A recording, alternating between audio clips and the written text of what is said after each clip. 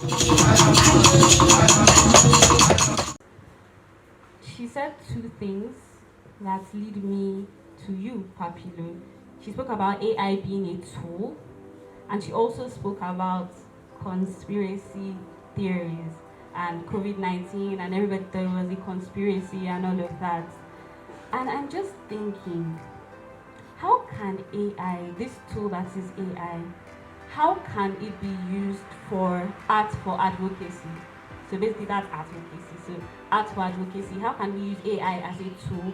And while pushing this advocacy, how do you think using AI to push advocacy would be received by the Nigerian audience because of cultural factors? Do you think they'll receive it well, or do you think there'll be a pushback? Because some people already feel like, oh, AI is here to steal our jobs. My mom does not believe in so many of these things. So how do you think it will be received, and how can we push advocacy with AI? All right. Thank you so much for that question. You know, you were trying to ask like 4 questions. All right, but first of all, yeah, I agree that AI is a tool. It is just a tool. That's not my question. So using it for advocacy, when you say advocacy, there are lots of stuff towards like can channel towards advocacy. Are you trying to say like we can use AI to probably write articles, which I've done that. I think last year I was handling of a program and I did some kind of article within 2 days. So I had the idea of what I wanted to write, and use AI to finish my write up and all. So definitely, you can use AI for advocacy. There are different tools, and I'm currently working on a project, Canvas of Dreams, with Merit, and I wanted to generate an image that I wanted to use because it's a film around art. And I didn't want to have copyright issues, so I went to an AI tool. I explained what I wanted, the kind of image, and it generated graffiti for me. Now, however, taking a closer look at the graffiti, I discovered that there's a deeper message. You have to look at art very well. And the deeper message was that that particular graffiti was trying to promote the LGBTQ agenda with the colors, the design, and the nature. Now, when I was giving the prompt, I can be very specific about my prompt. And that's what differentiates what you can do with AI and what I can do with AI is the prompt. And it's part of the reason why I'm not on the support that you should say AI co-wrote your book. Because as an author, you have to take responsibility for whatever is in a book that you're publishing. So whatever AI gave you, you agreed with it. And you agreed that it is true. And if AI has not probably written that thing fast enough for you, you may have written something similar. Because it's prompt. AI, you train your AI, you understand. So back to my story, I discovered that it had this LGBTQ. I just look at the image and I had a problem with it. So not like I have anything against the LGBT community. I'm just saying that's not what I want to promote with that particular film. So I had to probably go back to a graffiti artist, and then we spoke, and he said he was going to sketch something and all those things. So that's where you can probably talk about conspiracy. The AI was programmed by somebody. The AI I used by a set of people that have agenda to push. Now, as long as there's any event that happened in this, any event that happened that is not probably God ordained, maybe by mistake or by deliberate actions, is there going to be anybody benefiting from it? If there's somebody benefiting from it, then definitely that's where investigations even start. So if you are here and then I fall down and die, the next thing they ask is, who was struggling house with Papilo?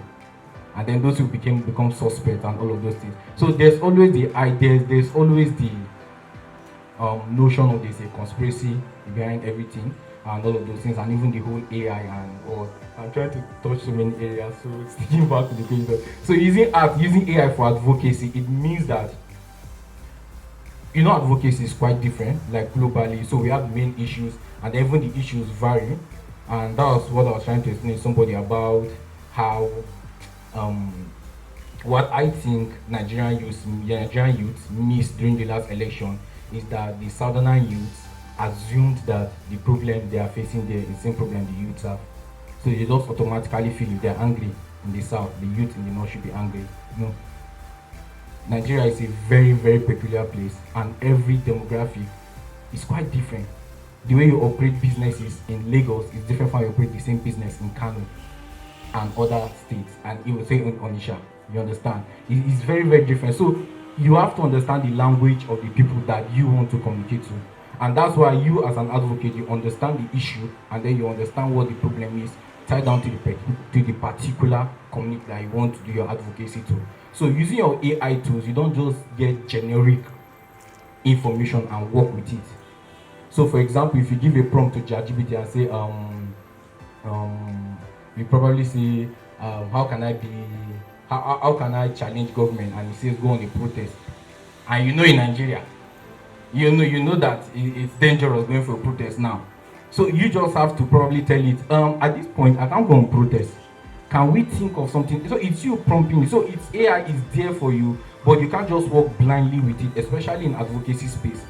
Because advocacy is all about it's all about innovative way of approaching stuff, and that's why conventional advocates are not just activists. They are not just people that rant and all. So someone was saying we are not here to challenge government, and someone was saying I'm here to challenge government. So it's because there are different approaches. So you know your stakeholders, you know what you are trying to achieve, and then the AI are basically just tools to help you come up with whatever strategy you want to come up with, whatever thing you want to accomplish. But at the same time, like I said, you have to take your split of whatever you give out as a final product from your interaction with AI. So that's why AI is not going to steal your job, except you're a factory worker. By factory worker, I do not mean like you work in a factory, but I mean like there's no element of creativity to what you do. Because if I give a film to Messi, for example, to edit for me, I'm not just giving her to do cut and join. Whenever I watch that film, there's a story. I just feel it flowing. She wants to show how the event, there's a story behind it. So except she's a cut and join editor, that's when I can use one of those AI software to just cut. So I don't even need a sub editor now. I can just use prompt to just synchronize and then do a cut and everything. So if you're a factory worker, you should be worried. But if you're a creative, AI is just here to help you create better. That's what it is. So it's what you give. It's what you give that I probably may take back. If I write a film with AI, you may never know I used AI too, because the film will still sound me. You still see Papillo in that film. That's because it worked based on my own prompt, and I used to do it. So if at first I didn't like the image the AI gave me, I would tell it I don't like it. Can we try something? And all of those stuff. So you can co-create. It's just a tool for advocacy. You don't just take generic content from AI and then apply it. No, you prompt it, you interrogate with it, and then you come up with something that you think is relatable to your local community. Thank you so much, Papino. Thank you for that. So Favor, I'm going to be a very good friend. I would like you to please share with us the tools and even the skills that are necessary in the 21st century now, going further, because the digital age is here, AI is here to stay. What are those skills that you think we need as young people in the creative space to remain relevant in business, and also the tools that we can use in our creative businesses to advance our work? Thank you. Okay, I'll just name some tools, straight to the point, and what they can do for you.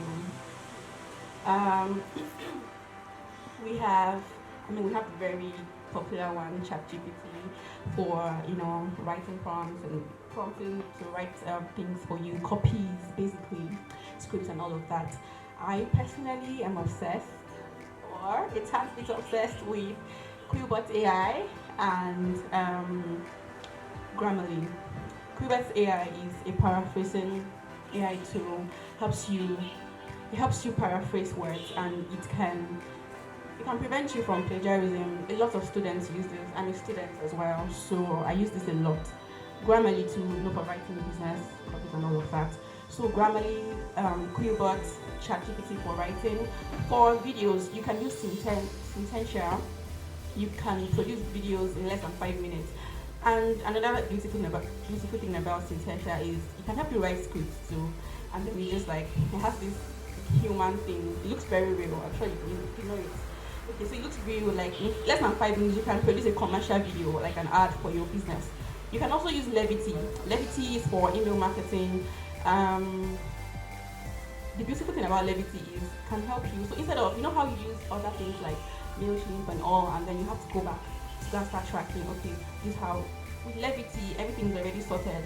Like your campaign is tracked, right? The data is being analyzed properly.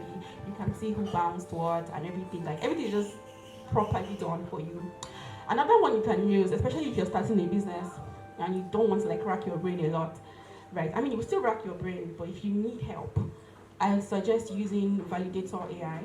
So Validator AI will help you.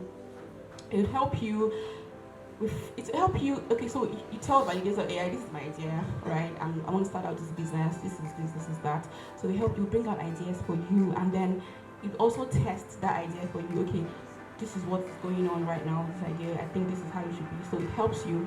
Another one is logo AI, so you can use it to generate logos. I'm sure there are other like tools, but these are the ones that I know of and that I use very well. I do a lot of business writing and content writing, so I use more writing AI tools, right? Okay, so I think that's that for the tools.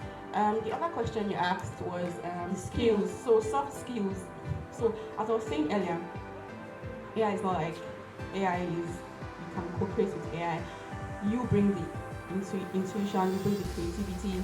AI brings the data analysis and all of that. It brings the machine. Yeah.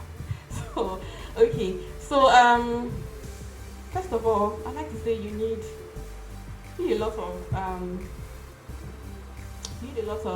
creative writing. That's a skill. I'm not just say writing, creative writing. What would differentiate, what would make your work a blast? Like, what would make working with AI a blast? Is your intuition. So you need a lot of that intelligence when working with AI. You need a lot of that.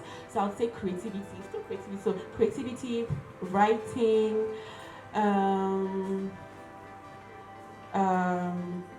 I'd say I don't know if this is. I don't know. I think I'm going to leave this on my own skill because I like to talk based on how I operate and how I learn things, because I believe that you're not. You are what you know, what you have. You are not more than what you know. You're not more than what you know. Yeah. Okay. So I like to say intuition, creativity, writing, refinement. So I like to say that I am very good at organization. So organization is another skill. Coordination, bringing things together. And I say bringing things together because that's like the literal way I can explain it.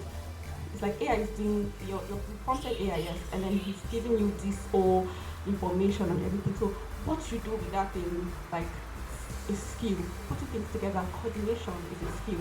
Organization is a skill, right? So like organization is a skill, like I'm referring to putting things together, refining, and then I'll say another skill is research. You see, the difference between people that can actually master AI and not master it properly is the ability to research. And that's what I said in the beginning. Before you start using AI to do anything for art, for business or anything, learn what AI can do and what can it do. So research is even like one of the, I was in an interview recently and they wanted to know what was the top skill, like research. And it's research. Quote me anywhere. Research is like one of the top skills that you can get for yourself, and it helps you like in every field. So with research, like knowing how to dig out stuff, knowing how to learn, knowing how to understand, knowing how to search, right? So that's how AI can even like give you something, and then you can delve further and then say, okay, this is the result you've given me. You told me, okay, how to put this flower pot on the table. How do I put this flower top on the table that will not make the table break?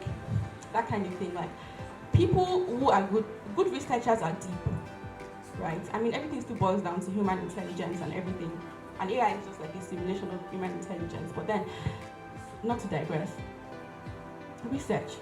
People who are deep, like that's like the one top skill I'd say. So research, creativity, organization, putting things together, knowing how to, cut and join, and then refining skills. Yeah, I mean, there are lots more other skills that I can mention, but these are like the top four. Like I'll really say, because from experience, yeah, and from what I've seen.